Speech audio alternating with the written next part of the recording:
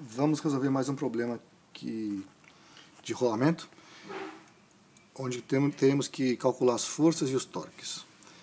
É o problema do ioiô na mesa, é um problema que está no livro do Moisés no Sensvai e também está no livro do Halliday, em algum exercício cujo número eu não me lembro. A ideia é a seguinte: você tem um ioiô de massa M, momento de inércia ICM em relação ao centro de massa, que está aqui no meio.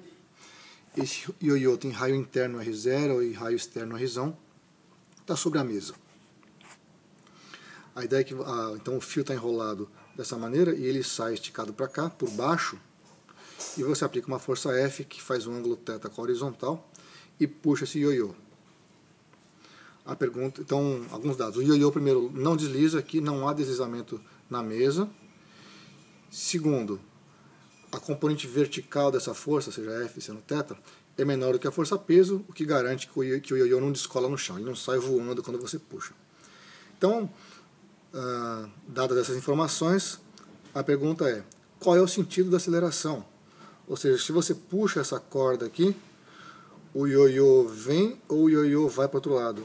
Em outras palavras, se você puxa a corda enrola e, portanto, o ioiô vem, ou a corda desenrola e o ioiô vai para o outro lado.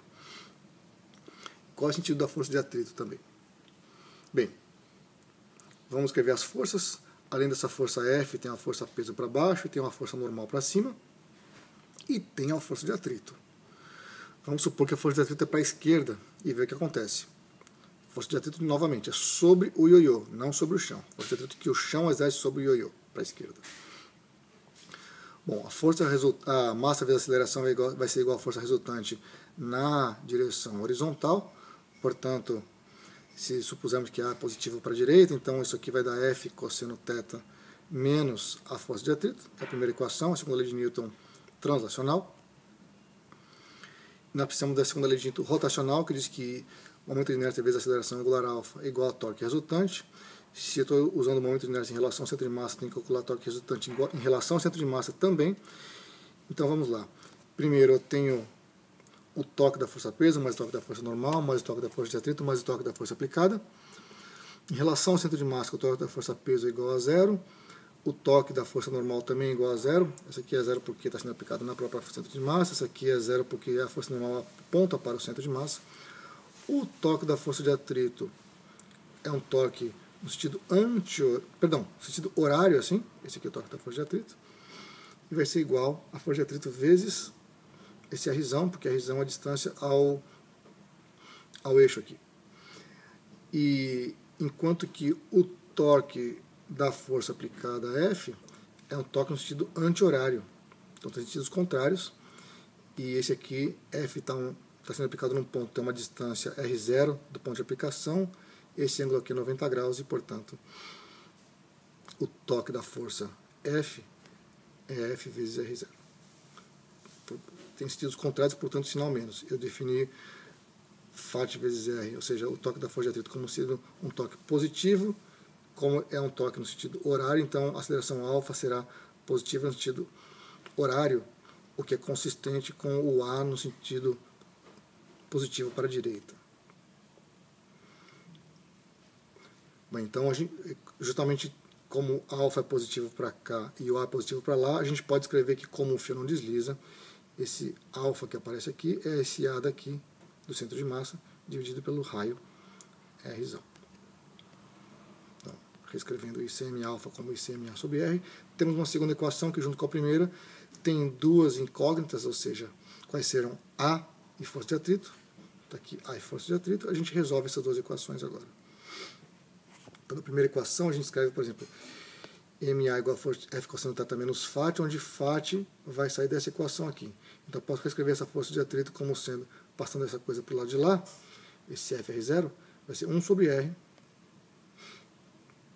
que multiplica ICMA sobre R mais FR0 quando passar para o lado direito. Então, observe que temos aqui A desse lado e A desse lado. Eu posso colocar MA em evidência, então vai ficar 1 mais, isso quando passar para o outro lado fica ICM sobre MR ao quadrado, porque não tem M aqui, tem M em evidência.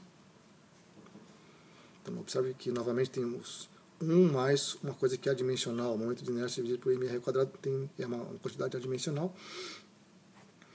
E do lado direito, o que vai sobrar? Vai sobrar esse f, que multiplica cosseno θ, menos R0 sobre R. E está aí então a expressão para aceleração. Se você quiser terminar o problema, para obter a força de atrito, você pode pegar essa expressão 1, que diz que a força de atrito é F cosseno θ menos MA. Você substitui MA da expressão obtida anteriormente, então MA, esse M vem para cá, vai aparecer um F aqui, que multiplica esse trambolho, essa expressão horrorosa está aí, e aí a gente coloca em evidência esse denominador, para obter F cosseno θ. Observe que F cosseno θ aparece aqui, multiplicado por 1 mais ICM, menos F cosseno θ, mais F R0 sobre R. Então, o cosseno θ com esse 1 vai cancelar esse menos cosseno θ aqui, vai sobrar esse termo F cosseno θ que multiplica esse termo, menos esse aqui, mais esse aqui, né? Então, observe que a força de atrito deu uma expressão complicada, mas aqui todo mundo é positivo e, portanto, o nosso chute de que ela era para a esquerda está correto. Se a gente tivesse errado e ela fosse para a direita, ia aparecer um sinal negativo aqui em algum lugar, mas isso não aconteceu. O mais interessante desse problema, na verdade, é o resultado da aceleração. A aceleração ela pode trocar de sinal dependendo do sinal do numerador aqui. Então, por exemplo, se o ângulo... Observe que, em primeiro lugar, R0 é menor do que R. Né? R0 é menor do que R, então esse número aqui é menor do que 1. E eu estou comparando esse número que é menor do que 1 com o cosseno de θ, que também é menor do que 1. Então, por exemplo, imagine que o R0 e o R são esses que estão aqui, e se você escolher um ângulo θ que é muito pequeno, então você puxar a corda quase na horizontal ou na horizontal, o cosseno é grande. Então, se o cosseno é grande, por exemplo, quando θ é igual a 0, o cosseno é 1. Então, 1 menos o número que é menor que 1 vai dar um número positivo e, portanto, a aceleração é positiva para a direita. Então, ângulos pequenos, você puxa, o ioiô vai na direção que você está puxando e o fio enrola. Se, por outro lado, o ângulo for grande, ângulo grande, o cosseno de um ângulo grande é pequeno. Aí, nesse caso, esse número pequeno vai ser menor do que isso aqui, então a aceleração é negativa. Então, se você puxar mais na vertical, assim, com um ângulo grande, o A é negativo e, portanto, o ioiô vai para a esquerda. O fio desenrola. Você puxa, o ioiô vai ao invés de vir.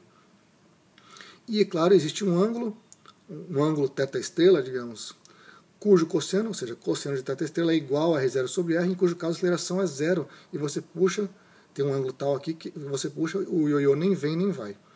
Esse ângulo θ estrela, cujo cosseno é igual a R0 sobre R, você pode depois verificar pela geometria que é exatamente o ângulo tal que, se você esticar o fio assim, a linha reta que dá a continuidade do fio vai bater exatamente no ponto de apoio aqui do ioiô. Uma maneira de ver isso é que, sim, ao invés de termos resolvido o problema usando o torque em relação ao centro de massa, tivéssemos feito toda a conta usando como o eixo imaginário um ponto que está em contato aqui no chão, você vai ver que, nesse caso, a força de atrito em relação a esse ponto que está aqui não exerce torque, nem a força normal, nem a força peso, e a única força que exerce torque em relação a esse ponto que está aqui é a força F aplicada, de maneira que, se ela estivesse apontando exatamente para cá, para esse ponto, não teria torque nenhum, esse ioiô não poderia rolar. E aí, esse ângulo corresponde exatamente ao θ estrela, cujo cosseno é R0 sobre R, que está aqui.